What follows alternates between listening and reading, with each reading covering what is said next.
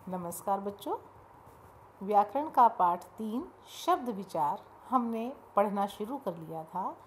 स्रोत के आधार पर शब्द के जो वर्गीकरण है, भेद हैं, वो हमने पढ़ लिए थे। आज हम पढ़ेंगे रचना के आधार पर शब्दों का वर्गीकरण। अब रचना के आधार पर पुस्तक में जो दिए गए हैं, आपकी 2 मुख्य भेद दिए गए हैं, मूल शब्द और यौगिक शब्द।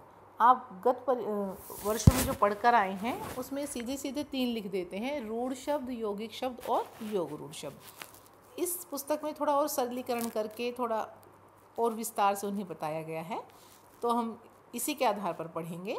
तो शब्द के रचना के आधार पर 2 भेद होते हैं, मूल शब्द और यौगिक शब्द। अब मूल शब्द के फिर से उसने 2 भेद किए हैं, सामान्य मूल शब्द और रूढ़ मूल शब्द। और यौगिक शब्द को भी उसने 2 भागों में बांटा है, सामान्य यौगिक और योग रूढ़।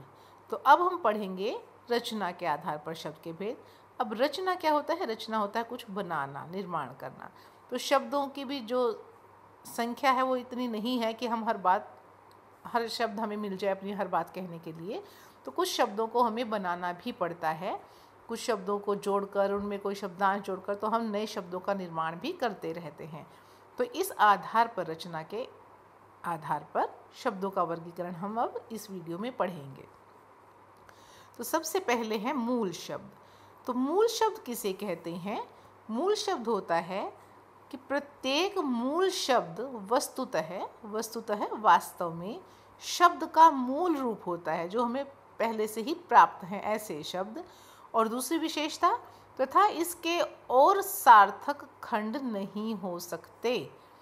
क्या ध्यान रखना है कि जो मूल शब्द होता है, एक तो उसका अर्थ होता है, वो सार्थक तो होगा ही होगा, क्योंकि शब्द है तो उसका सार्थक होना अनिवार्य है। दूसरी बात, उसका एक निश्चित अर्थ होता है। मान लो मैं कहूँ पंखा, तो पंखा कहने से आपको भी समझ आता है कैसा पंखा कैसा होता है, और मुझे भी आता है, हम सबको पता है। अगर हम कहें कमरा, तो सबको मालूम है कमरा कैसा होता है। तो उनका एक निश्चित अर्थ होता है।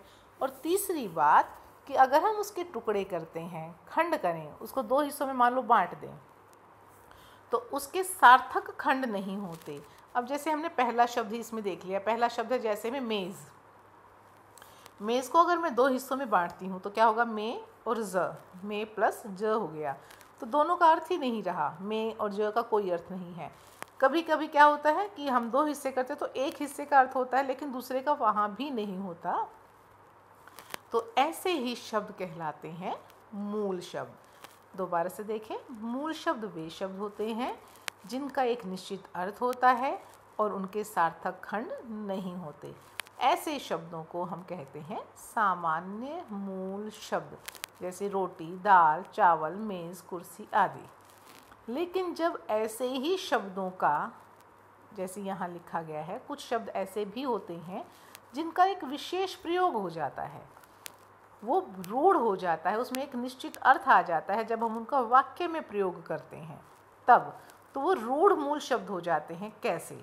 मान लो एक पशु है, गधा है, हमने कहा है कि गधा घास चर रहा है, तो वहाँ पर गधा एक जानवर है, हम सब जानते हैं गधा कैसा होता है, तो ये हो गया सामान्य मूल शब्द। लेकिन अगर कोई व्यक्ति है, हम उस व्यक्ति के लिए हम कहें कि वह तो बिल्कुल गधा है, तो वहाँ वह व्यक्ति सच में गधा नहीं बन गया है, वह कोई जानवर नहीं बना है। वह वहाँ पर हम कहना चाहते हैं कि गधा जो शब्द किसका अर्थ ले रहा है? मूर्ख का। तो वहाँ गधे का अर्थ मूर्ख, रूढ़ हो गया है। तो वहाँ हम इसका दूसरा जो अर्थ ले रहे हैं वह इसका रूढ़ अर्थ हुआ, तो हम इसको कहेंगे रूढ़ मूल शब्द। ठीक है।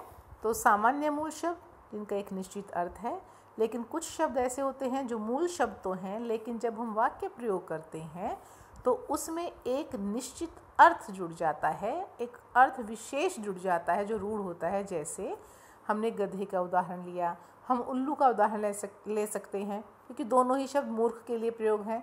तो वहाँ पर ना तो वो उल्लू व्यक्ति बन जाता है, ना वो गधा बन जाता है, लेकिन हम उसको कहना चाहते हैं मूर्ख, और हम गधे और उल्लू शब्द का प्रयोग कर देते हैं। तो वहाँ पर गधा या जो उल्लू है वह कहलाएगा रूढ़ मूल शब्द।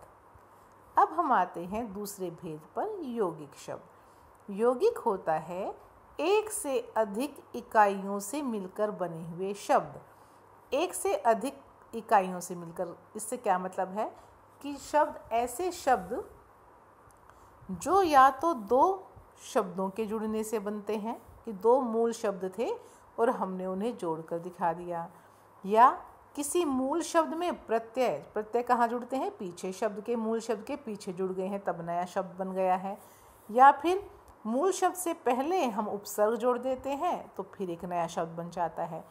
यौगिक का अर्थ ही होता है जिसमें योग हो, योग अर्थात जोड़, और जोड़ने के लिए कम से कम हमें दो चीज़ें चाहिए होती हैं। तो यौगिक शब्द खुद भी यौगिक ही है, उसमें भी दो का योग है। योग जमा इक वह बना है मूल शब्द और प्रत्यय से। तो यौगिक शब्द एक से अधिक इकाई से मिलकर बनते हैं। वो कौन कौन सी इकाइयाँ हो सकती हैं कि हम मूल शब्द में मूल शब्द जोड़ दें, मूल शब्द में प्रत्यय जोड़ दें, या मूल शब्द से पहले उपसर्ग जोड़ दें। अब उदाहरण से उसने अपनी बात स्पष्ट की है, जैसे मूल शब्द में मूल शब्द जोड़ने से घोड़ा जमा सवार घुड़सवार। घोड़ा भी एक शब्द है, इसका अर्थ है सवार, जो सवारी करता है उसका भी अर्थ है। तो दोनों मूल शब्द हैं। तो घोड़ा और सवार जोड़कर एक नया शब्द हमने बना लिया, घुड़सवार, जो घोड़े की सवारी करने वाला है। तो इन दोनों से एक शब्द बना, यह घुड़सवार शब्द क्या कहलाएगा, यौगिक कहलाएगा। एक और उदाहरण देख लेते हैं, रसोई घर, रसोई जमा घर, रसोई जहाँ रसोई बनती है, भोजन, घर जगह। तो रसोई का जो घर है, रसोई घर में रसोई का ही सामान, भोजन ही पकाया जाता है। तो रसोई और घर से मिलकर रसोई घर बना है, तो यह भी यौगिक शब्द है। अब हम उदाहरण लेते हैं प्रत्यय वाला।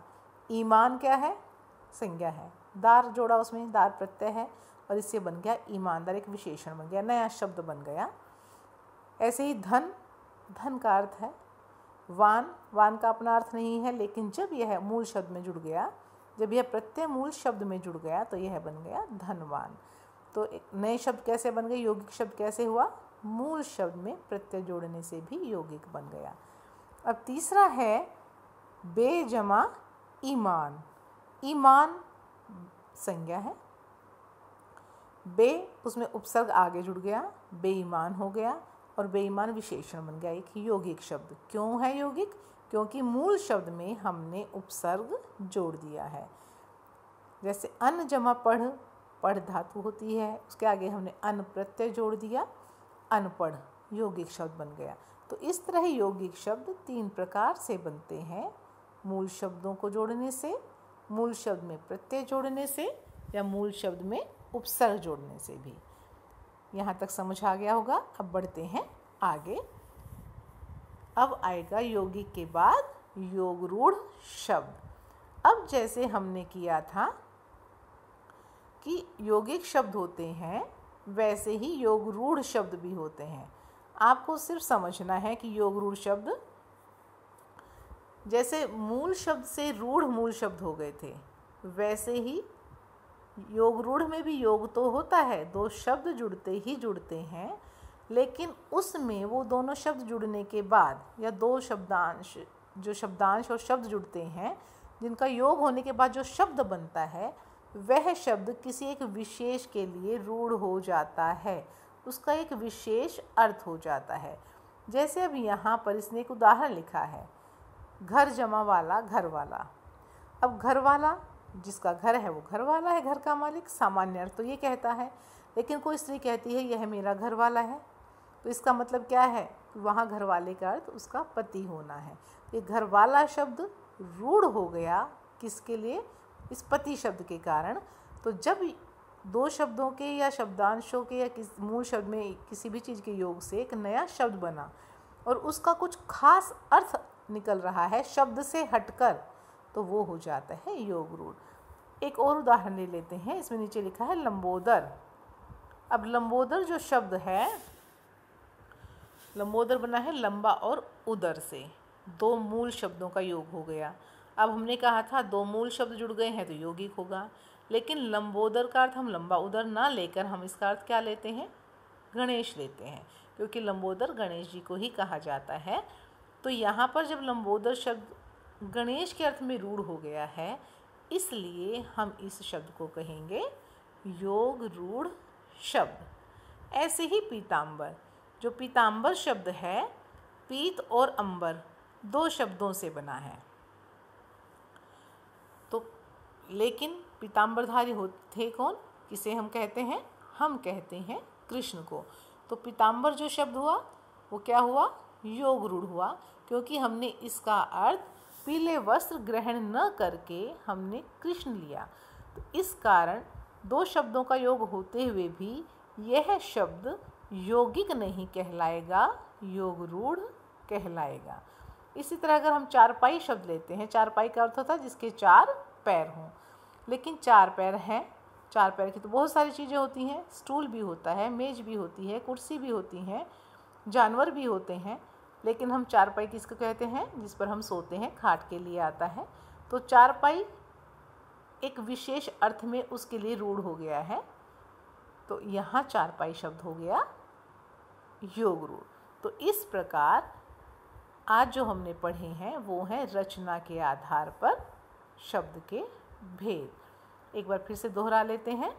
2 भेद हैं, मूल शब्द और यौगिक शब्द। मूल शब्द होते हैं जिनका एक निश्चित अर्थ होता है और सार्थक खंड नहीं हो सकते। मूल शब्द के फिर से 2 भेद हैं, सामान्य मूल शब्द और रूढ़ मूल शब्द। सामान्य मूल शब्द जब कभी कभी कुछ ऐसे शब्द हैं जिनका वाक्य प्रयोग होने पर एक विशेष अर्थ देते हैं, किसी खास अर्थ में वो रूढ़ हो जाते हैं, जैसे गधा और उल्लू मूर्ख के लिए प्रयोग में आते हैं, तो वो रूढ़ मूल शब्द हो जाते हैं। फिर यौगिक शब्द है, यौगिक को सामान्य यौगिक और योग रूढ़ में उसने बताया है। तो सामान्य यौगिक, जब शब्द में उपसर्ग, प्रत्यय या मूल शब्द ही जुड़ जाए तो यौगिक का निर्माण होता है सामान्य यौगिक का, और उसका अर्थ हम वही लेते हैं जो शब्द दिखा रहा होता है। लेकिन योग रूढ़ में क्या होता है? शब्दों का निर्माण तो इसमें भी सामान्य यौगिक की तरह होता है, लेकिन इसमें जो अर्थ है किसी विशेष की ओर इंगित करता है, इशारा करता है, तो वह बन जाता है योग रूढ़ शब्द। तो अगला भेद हम कल करेंगे अगली वीडियो में। तब तक के लिए धन्यवाद।